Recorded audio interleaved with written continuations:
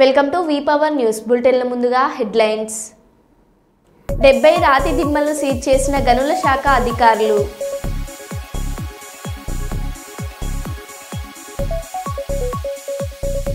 భారత రైల్వే అరుదైన ఘనత, దేశంలోనే ఎత్తైన కేబుల్ స్టేట్ బ్రిడ్జిపై ట్రయల్ రన్ సక్సెస్.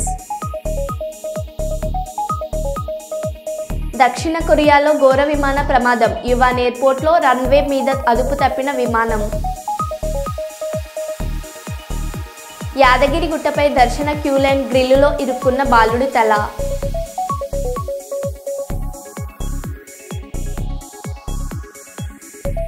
కైకలూరు నియోజకవర్గంలో 194 రోజుకు చేరుకున్న అన్నా క్యాంటీన్.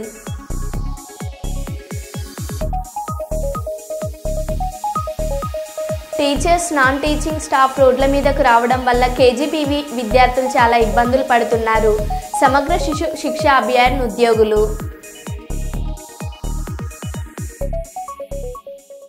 ఇక వివరాల్లోకి వెళ్తే, జమ్మూ కాశ్మీర్లోని రియాసీ జిల్లాలో భారతదేశపు మొట్టమొదటి కేబుల్ స్టేట్ రైల్ వందెన అంజీ కార్డ్పై భారతీయ railway electric engine trial run నిర్వహించింది. జనవరి 2025లో ప్రారంభం కానున్న కాశ్మీర్ లోయకు రైలు సేవలు ప్రారంభానికి కీలకమైన దశను సూచిస్తుంది. కేంద్ర రైల్వే మంత్రి Ashwini Vaishnaw social media platform ఎక్స్లో ట్రయల్ రన్ వీడియోను పంచుకున్నారు. జమ్మూ కాశ్మీర్లో నిర్మిస్తున్న మొదటి కేబుల్ అధిరాత రైల్వే వంతెన ప్రారంభానికి సిద్ధమవుతుంది. కేబుల్ స్టేట్ వంతెనపై ట్రయల్ రన్ పూర్తి చేసి భారత రైల్వే అరుదైన ఘనత సాధించింది. అంతేకాదు, ప్రజలకు మెరుగైన సేవలు అందించేందుకు సరికొత్త బ్రిడ్జిలను నిర్మిస్తూ దూసుకుపోతుంది. దేశంలోనే మొట్టమొదటి కేబుల్ స్టేట్ రైల్వే బ్రిడ్జ్ అంజీకాడ్ వంతెనపై భారత రైల్వే సంస్థ తొలి ఎలక్ట్రిక్ టవర్ వ్యాగన్తో ట్రయల్ రన్ను విజయవంతంగా పూర్తి చేసింది. ఈ బ్రిడ్జ్ కాశ్మీర్ లోయను దేశంలోని మిగిలిన ప్రాంతాలకు అనుసంధానిస్తుంది. ట్రయల్ రన్ పూర్తి కావడంతో వచ్చే నెలలో అందుబాటులోకి వచ్చే అవకాశం ఉంది. కేంద్ర రైల్వే మంత్రి అశ్విన్ వైష్ణవ్ ప్రాజెక్ట్ పురోగతిని పేర్కొంటూ ఎక్స్లో ట్రయల్ రన్ వీడియోను షేర్ చేశారు.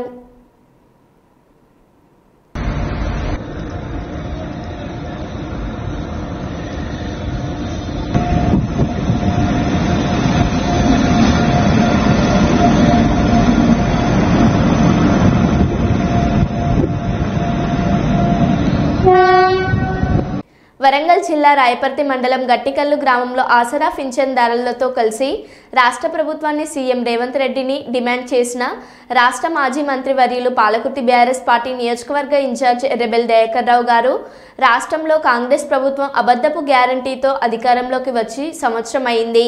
ఇప్పటికైనా సీఎం రేవంత్ రెడ్డి స్పందించి 2000 పింఛన్ 4000 రూపాయలకు, వికలాంగులకు 6000 రూపాయలు వచ్చే నెలలోపు ఇవ్వాలి, లేకుంటే పాలకుర్తి నియోజకవర్గంలో ఆసరా పింఛన్దారులతో కలిసి భారీ ఎత్తున ధర్నా కార్యక్రమం చేయవలసి వస్తుంది.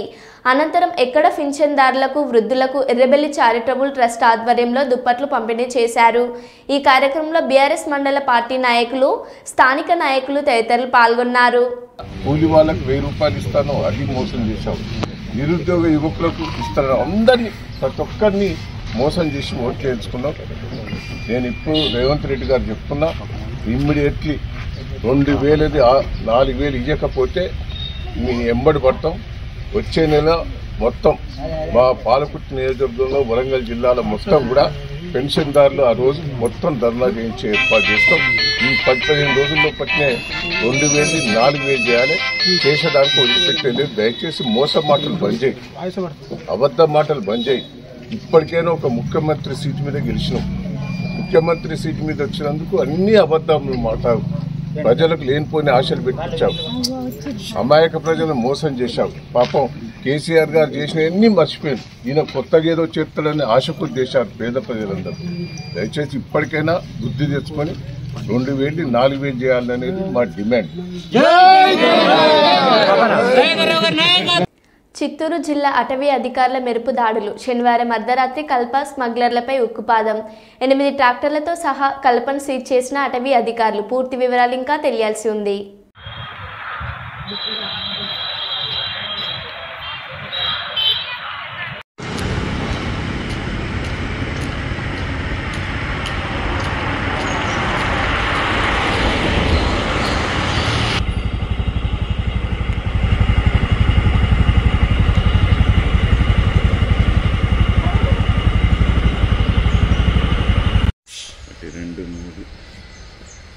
తిరుగుతుండే.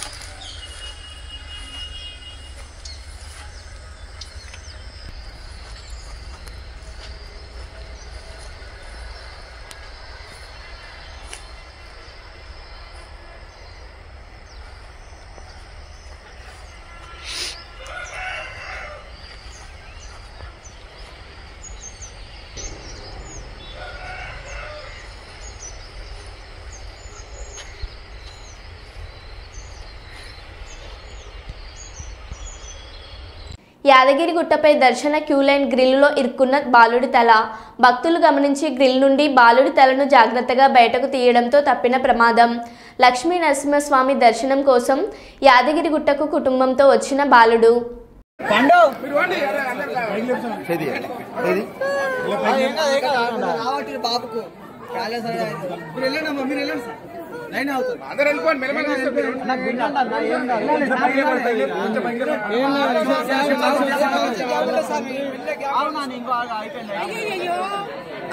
ఎంపీడీఓ జవహర్ బాబు భార్య భయపడుతున్నారు.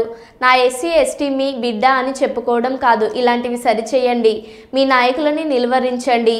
మీరు దాడులు చేస్తూ ఉంటే ఉపేక్షించేది ప్రభుత్వం కాదు, ఇది సీమ యువత నాయకులు. ఇలాంటి దాడులు జరుగుతున్నప్పుడు నిలవరించండి. ప్రజలకు కూడా చెప్తా ఉన్నాను, యువతకు కూడా చెప్తున్నాను, ప్రత్యేకించి రాయలసీమ యువతకు కూడా చెప్తున్నాను, మహిళలకు కూడా చెప్తున్నాను, మీరు దయచేసి భయపడకండి. ఈరోజు జవహర్ బాబు గారి భార్య భయపడతా ఉన్నారు. మీరు మాట్లాడితే కూర్చొని వాళ్ళ నాయకుడు కూడా మీరు కూర్చొని ముందు ఇవి కరెక్ట్ చేయండి, ఇలాంటివి కరెక్ట్ చేయండి. మీ పార్టీ వర్గాలను మీరు నియంత్రించుకోండి. 11 సీట్లు వచ్చినా ఇంకా మీరు దాడులు చేస్తూ ఉంటే మటుకు ఉపేక్షించే ప్రభుత్వం కాదు ఇది. అలాగే ముఖ్యంగా రాయలసీమ యువతకు చెప్తున్నాను, ఇలాంటి తప్పులు జరిగినప్పుడు ఆధిపత్య అహంకారంతో దాడులు చేస్తున్నప్పుడు నిజంగా మీరు ఎదుర్కోండి, మేము అండగా ఉన్నాం మీకు. నాయకులకు కూడా భయపడకుండా మీరు ఎదుర్కోండి, నిలువరించండి, వీళ్ళని భయపడకండి. మీరు ఇలా భయపడే ఈ రోజున ఒక ఎస్సీ అధికారి జవహర్ బాబు గారి మీద దాడి చేసి కులం పేరుతో దూషించారు. అన్ని రకాలు నువ్వు ఎలా తిరుగుతావో చెప్పి దూషించారు. నువ్వు వెళ్ళి రిటైర్ అని నేను చంపేస్తావని చెప్పి బెదిరిస్తా ఉన్నారు. ఇవన్నీ సాక్కూడదంటే కేవలం ఇది పోలీసు ప్రభుత్వాలే కాదు, దీనికి ప్రజలు కూడా దీనికి స్పందించాలి. ఓట్లేసి మన పని అయిపోయిందంటే కదా, ఇలాంటి వాటికి మీరు బయటకు వచ్చి మాట్లాడాలి. భవిష్యత్తులో ఇలాంటి నాయకులు మళ్ళీ ఎన్నికల్లో పాల్గొనాలంటే కూడా వాళ్ళకి భయం రావాలి. మీరు ఆ స్థితిలో మీరు ప్రజలు కూడా దీన్ని అప్రమత్తంగా మీరు కూడా దీనికి బాధ్యత వహించండి. మేము ప్రభుత్వం అధికారంలోకి వస్తే ఛాయ్ తాగే లోపు మా సమస్యలు పరిష్కరిస్తామని రేవంత్ రెడ్డి మాతో చెప్పాడు. గంట ఎక్కువ పనిచేయండి, కేసీఆర్ను గద్దెదించండి అన్నారు. ఇప్పుడేమో ప్రజాపాలన అని కాలం గడుపుతున్నారు. టీచర్స్, నాన్ టీచింగ్ స్టాఫ్ రోడ్ల మీదకు రావడం వల్ల కేజీబీవీ విద్యార్థులు చాలా ఇబ్బందులు పడుతున్నారు. సీతక్క వచ్చి ఖచ్చితంగా 20,000 సమగ్ర శిక్ష ఉద్యోగులను పర్మనెంట్ చేస్తామని అప్పుడు చెప్పారు. మేము ధర్నా చేస్తుంటే రేవంత్ రెడ్డి మెదక్ చర్చికి పోతున్నాడని మా టెంట్లు పీకేశారు.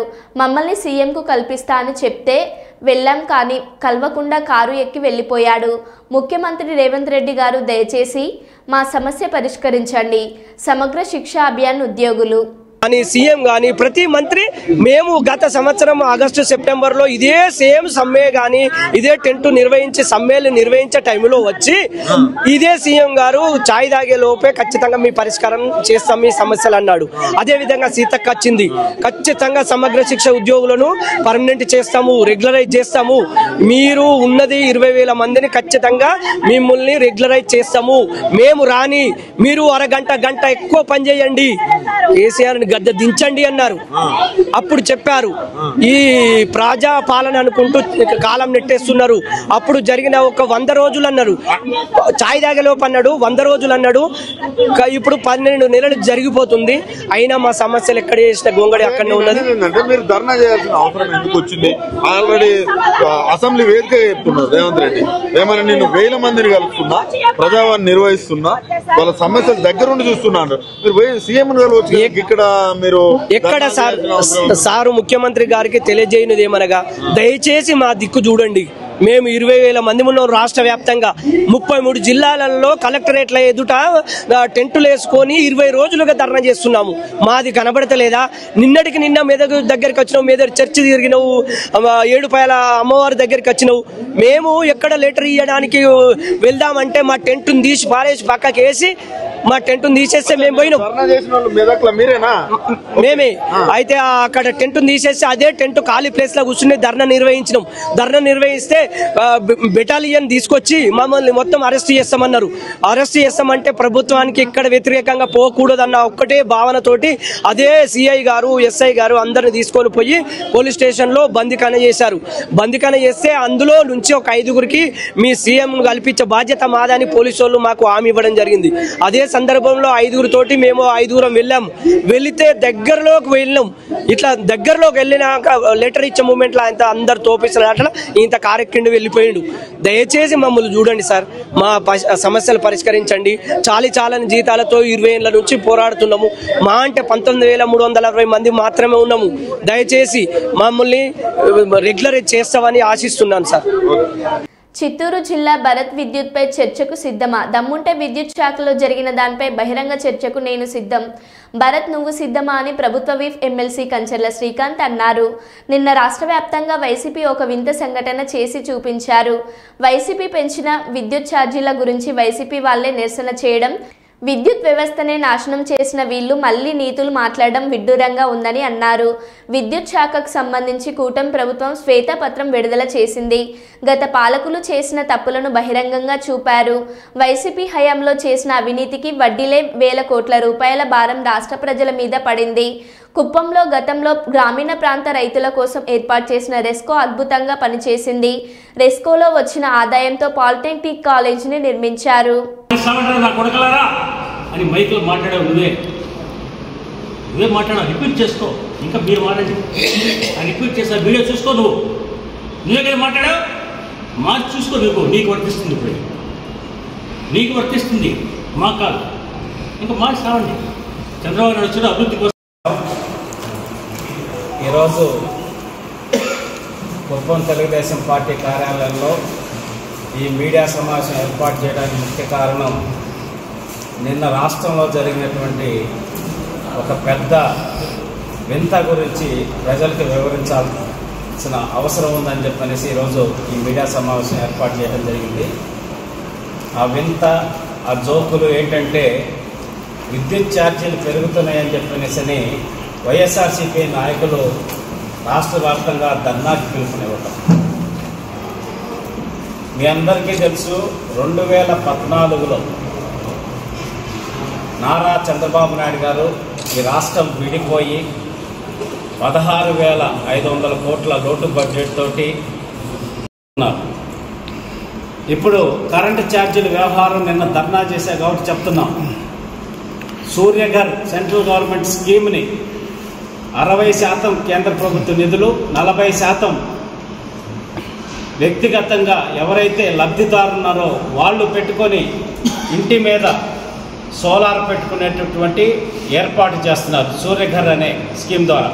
అయితే పైలట్ కింద మొట్టమొదటిగా కుప్పం నియోజకవర్గాన్ని 100% నెట్ జీరో అంటే సోలార్ ద్వారా విద్యుత్తును ఉత్పత్తి చేసేదానికి ఆ 40% కూడా ఇక్కడ ఉండేటటువంటి ప్రజలు కట్టలేరు. ఎక్కువ మంది మధ్యతరగతి, దిగువ మధ్యతరగతి, వ్యవసాయ ఆధారిత కుటుంబాల వాళ్ళు ఉన్నారు. కాబట్టి వాళ్ళందరికీ కూడా అయ్యా భరత్ గారు వినండి, వాళ్ళందరికీ కూడా ఉచితంగా చంద్రబాబు నాయుడు గారే ప్రతి ఇంటి మీద సోలార్ ఏర్పాటు చేసి ఉచితంగా విద్యుత్తుని ఇవ్వబోతున్నారు. దెయ్యాలు వేదాలు అనే చెట్టు ఉంది. అసలు యాక్చువల్గా నీ ఇంటి వెనకాల జిల్లా పార్టీ అధ్యక్షుడు నువ్వు, నీ ఇంటి వెనకాల జరుగుతున్న అవినీతిని కప్పిపుచ్చింది నువ్వు. రెస్కో ఉందా లేదని కూడా తెలియదు. ఎప్పుడో చచ్చిపోయిన డెడ్ బాడీని పైన మోసి ట్రాన్స్ఫార్మర్ల అవినీతి, ఉద్యోగస్తులు 115-120 మంది ఉద్యోగస్తులు ఇచ్చే అవినీతి. ఒక బండి అయితే ఆ బండి పెట్టిన దానికన్నా 60-70 లక్షల రూపాయల డీజిల్ తాగింది. ఇవన్నీ జరిగి ఏసీపీ పట్టుకొని ఈరోజు అందరూ చాలామంది అరెస్ట్ అయ్యి ఉంటే ఈరోజు ఎలక్ట్రిసిటీ మీద మీ వాళ్ళతో పోయి ఆ రెస్కో ఆఫీస్ ముందు ధర్నా చేస్తా ఉన్నాం, గలాట చేసాం, రద్దు చేసాం. ఇది నీకేమైనా బాగుందా? ఇది అసలు మాకు తెలుస్తా ఉంది ఏమంటే నువ్వు వైఎస్ఆర్సీపీలో లేవు, జిల్లా పార్టీ మార్చేశారు. అసలు నువ్వు ఉన్నావా లేదని కూడా ఇన్ఛార్జ్ మార్చమని కూడా మీ నాయకులు గలాటలు పెట్టి మీటింగ్ పెట్టారు. అదా నువ్వు వచ్చావు, నేను ఉన్నాను, నేను ధర్నా చేస్తానని వ్యక్తిగతంగా తీసుకొని ఈరోజు చంద్రబాబు నాయుడు లాంటి లీడర్ మీద నువ్వు బురద చల్లేదాని కోసం వాహనంలో పెట్టి చెప్తున్నావు. కుప్పం నియోజకవర్గ ప్రజలు ఎన్నేళ్ళైనా ఎన్ని జన్మలెత్తినా చంద్రబాబు నాయుడుతో ఉంటారు. నువ్వు ఏదో విధంగా చెప్పి అధికారులు మొదలు పెట్టాలని చెప్పి నిజంగానే తెలుగుదేశం పార్టీ చాలా మంచిది కాబట్టి ఆ భగవంతుడు సాక్షిగా చెప్తున్నాం, నిన్ను రోడ్డు మీదకి తీసుకొచ్చాం, లేకపోతే రోడ్డు మీదకి వచ్చే ప్రసక్తే లేదు. మేము ధర్నా పిటింగ్లు చేస్తే 5 సంవత్సరాలు నువ్వు మా ఇండ్ల మీద పోలీసు వాళ్ళు పెట్టావు. ధర్నా జరుగుతుందంటే బయట రానికుండా అరెస్టులు చేశావు. ధర్నా ఉంది అంటే ప్రతిపక్షాలు రోడ్ల మీద వస్తే కేసులు, ఇప్పటికి 20 కేసులు ఉన్నాయి. కానీ నిన్న మీరు ఇంత తెగచ్చిగా చంద్రబాబు నాయుడు గారు మీకు స్వాతంత్రం ఇచ్చాడు కాబట్టి ఆయన సొంత నియోజకవర్గంలో మీరు రోడ్ల మీద జెండా వచ్చి ధర్నా చేసి స్టేజ్కి వచ్చారు. మేము అనుకోండి ఒక నిమిషం వచ్చాడు. మీరు చేసిన అవినీతికి కప్పిపుచ్చుకోవడానికి రెస్కోలో మీరు కరెంట్ ఛార్జీల గురించి ఈరోజు మాట్లాడుతున్నారు. ఏ రోజన్నా చంద్రబాబు నాయుడు గారు కరెంట్ ఛార్జీల గురించి ఎప్పుడో చెప్పాడు. రెస్కో ఉందా లేదా తెలియచేయండి. మీరు ఈరోజు చర్చకి రా, మా ఎమ్మెల్సీ గారు పిలిచారు, చర్చకి రా, రెస్కో ఉందా లేదా, ఉంటే ఎక్కడ ఉంది, బతుకుందా లేదా, రెన్యువల్ చేశారా లేదా, చేయకుండా నువ్వు ఎవరిని నియమించకుండా ధర్నా చేసి ఉద్యోగాలు ఇచ్చేసి అవినీతి చేసి ఈరోజు కరెంట్ ఛార్జీలు మాట్లాడు. సార్ చెప్పారు 1,20,000 కోట్ల రూపాయలు ఈ రాష్ట్రంలో జరిగింది అవినీతి. చంద్రబాబు నాయుడు పెద్ద ఎత్తున విజన్ 20 పార్టీతో ఆలోచిస్తున్నారు. దేశం రాష్ట్రం మొత్తం విద్యుత్ శక్తిని ప్రతి పేదవాడు తన సొంతంగా బతుకోవాలని, అందరికీ జీరో, ఇంకా జీవితాంతం కరెంట్ ఛార్జీలు. ఆదిలాబాద్ తమను రెగ్యులరైజ్ చేయాలని ధర్నా చేస్తున్న సమగ్ర శిక్ష ఉద్యోగులకు ఫోన్లో మద్దతు తెలిపి వారి సమస్య గురించి అసెంబ్లీలో మాట్లాడతానని మాటిచ్చిన కేటీఆర్.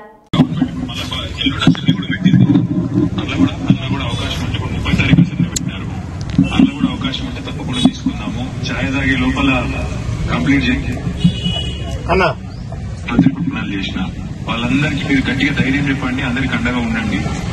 మనందరం కూడా అసెంబ్లీలో కూడా తీసుకుందాము, తర్వాత బయట కూడా తప్పకుండా వాళ్ళకి గట్టిగా మద్దతు నిలబడతాం. రామన్న నమస్కారమే. నేను తెలంగాణ రాష్ట్ర అధికార ప్రతినిధి పడాల రవీందర్.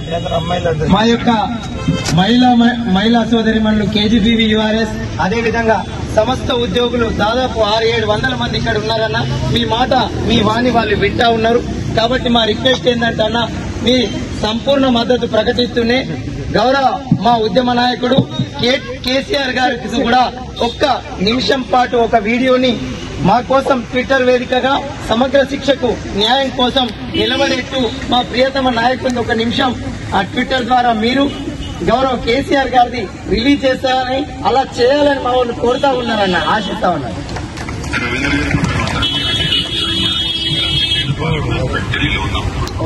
తప్పకుండా నేను తిరిగి వచ్చిన తర్వాత మా నైల్ యాదవ్ గారితో కూడా నేను కోఆర్డినేట్ చేస్తాను, జోగురామన్న సార్తో కూడా నేను కోఆర్డినేట్ చేస్తాను. తప్పకుండా మీరు అడిగిన విధంగా పార్టీ వైపు నుంచి మద్దతు ఎక్స్టెండ్ చేయడమే కాకుండా పెద్దలు కేసీఆర్ గారి దృష్టికి కూడా ఈ సమస్య తీసుకుపోయి వెంటనే వారి స్పందన కూడా వచ్చేటట్టు కూడా చూసుకుంటాం. దయచేసి వీళ్ళందరూ కూడా నా ప్రార్థన ఏంటంటే పోరాడితేనే ఎప్పుడైనా కూడా సమస్యలు పరిష్కారం అవుతాయి. మీరు అడిగేదేమి కూడా కొత్తది కాదు, మీరు అడిగేదేమి కూడా మీరు మీ అంతటా మీరుగా ఈ రోజు కొత్తగా లేవనెత్తిన సమస్య కాదు. గతంలో ఈ రోజు ముఖ్యమంత్రిగా ఉన్న రేవంత్ రెడ్డి గారు గతంలోనే ఎన్నికల ముందే మీకు వచ్చి ఇచ్చిన వాగ్దానాన్ని నిలబెట్టుకోమని మీరు కోరుతున్నారు. తప్పకుండా మీ కోరికలో న్యాయం. రాజన్న సిరిసిల్ల జిల్లా కలెక్టర్ కార్యాలయం వద్ద పెద్ద ఎత్తున ఈ జిల్లాలో పనిచేస్తున్న గ్రామ పంచాయతీ కార్మికులను కలుపుకొని వారి డిమాండ్లు, వారి సమస్యలు నెరవేర్చాలని, పెండింగ్ బిల్లులు చెల్లించాలని, కనీస వేతనం 18,000 రూపాయలు అమలు చేయాలని, మల్టీపర్పస్ విధానాన్ని రద్దు చేయాలని, ప్రమాద బీమా సౌకర్యం కల్పించాలని, ఉద్యోగ భద్రత కల్పించాలని, అధికారుల వేధింపులు మానుకోవాలని తదితర డిమాండ్లతో ఈరోజు పెద్ద ఎత్తున కలెక్టర్ కార్యాలయం ముందు ధర్నా నిర్వహించి ప్రభుత్వానికి నిరసన తెలియజేయడం జరిగింది. ఈ కార్యక్రమంలో గ్రామ పంచాయతీ కార్మికుల జిల్లా అధ్యక్షులు మల్యాల నర్సయ్య, సిఐటియు గ్రామ పంచాయతీ జిల్లా కార్యదర్శి అందాలాస్ గణేష్, సిఐటియు జిల్లా అధ్యక్షులు ఎగమాటి ఎల్లారెడ్డి, అలాగే సిఐటియు జిల్లా నాయకులు గురజాల శ్రీధర్ మరియు జిల్లా సిపిఎం పార్టీ కార్యదర్శి మూసం రమేష్, జిల్లాలో పనిచేస్తున్నటువంటి గ్రామ పంచాయతీ సిబ్బంది అందరూ మిగతా కార్మికులు పాల్గొన్నారు. 26,000 తగ్గకుండా ఇవ్వాలి.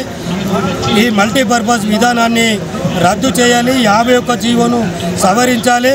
మరి జీవో నెంబరు ఈ ప్రభుత్వమే మొన్నటికి మొన్న 60 ప్రకారంగా వేతనాలు అందిస్తాం ఈ 1 తారీఖు నుంచి అని మాట చెప్పడం జరిగింది.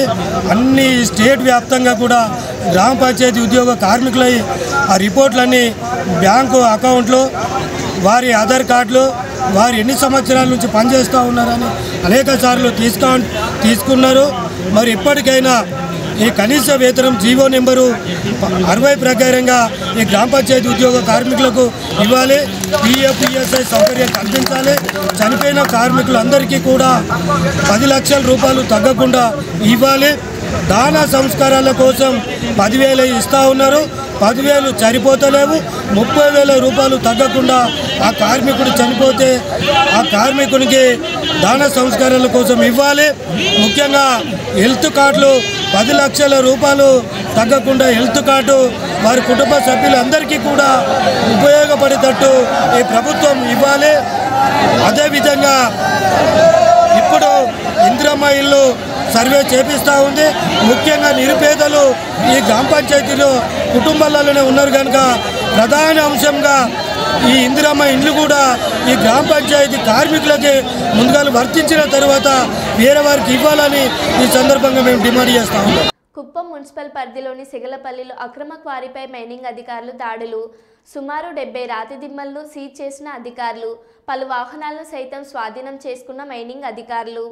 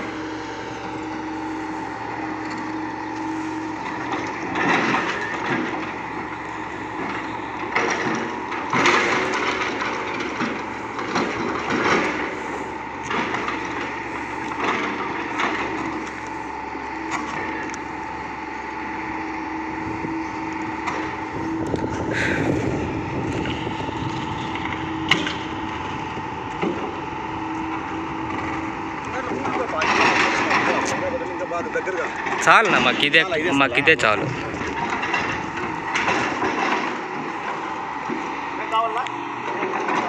ఏం అవసరం లేదు మాకు. కాదు మీరేం మాకు అవసరం లేదులే అండి.